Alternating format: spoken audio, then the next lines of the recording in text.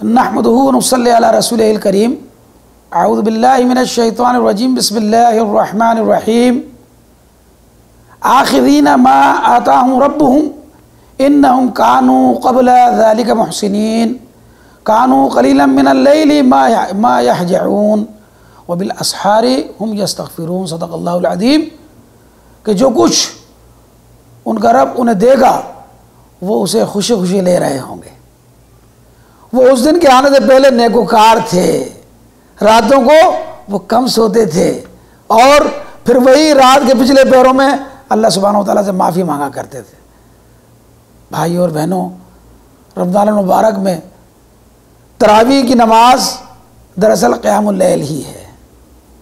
آپ رات کے شروع حصے میں جو کھڑے ہو کر اس کی بارگاہ میں کھڑے ہوتے ہیں، قرآن سنتے ہیں، یہ قیام اللیل کی ایک شکل ہے۔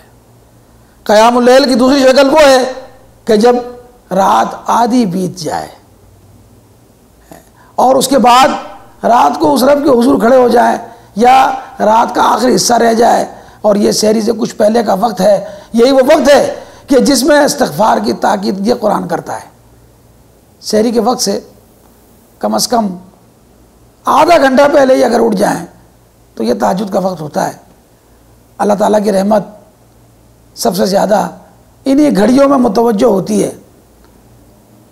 یہ محبوب سے ملاقات کا بہترین وقت ہے۔ ایسے وقت میں اس محبوب سے کچھ راز و نیاز کی باتیں کر لیں، کچھ اپنے ٹکڑے اس کے آگے بیان کر دیں اور رو رو کر اس دنیا کی بھلائیاں مانگ لیں اور اس آخرت کو طلب کر لیں۔ اس طرح آپ کا شمار مستغفرین بالاسحار میں ہو سکتا ہے۔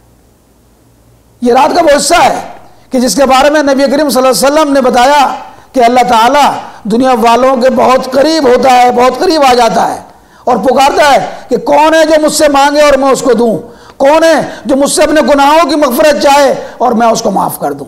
ایک اور روایت میں آتا ہے کہ رات کی اس گھڑی میں اللہ سبحانہ و تعالیٰ اپنا ہاتھ پھیلا دیتا ہے اور کہتا ہے کہ کون ہے جو ایسی ذات کو قرض دے کہ جو نہ فقیر ہے اور نہ ظالم، اور صبح تک وہ یہی کہتا رہتا ہے کہ اگر میں سمجھتا ہوں میرے دوستوں اور بھائیوں اور بہنوں، وہ نیند کے غلبے، وہ راتوں کو دیر تک جاگنا جو کہ ہونا تو نہیں چاہیے، لیکن اگر مجھے اور آپ کو اس بات کی اجازت نہیں دیتا کہ میں وہ 2 رکعت اس رب کے آگے ادا کر لوں، تو کم از کم اپنی اس پیشانی کو اس رب کے حضور زمین پر ضرور رگڑیں۔ اس وقت میں اس کے سامنے رگڑیں، روئیں، دھوئیں، استغفار کریں، گناہوں کی بخشش طلب کریں اور خیر و برکت طلب کریں اور راہ حق میں اس سے عافیت مانگیں، اس سے استقامت کی آرزو کریں۔ اور اگر آپ نے ایک بار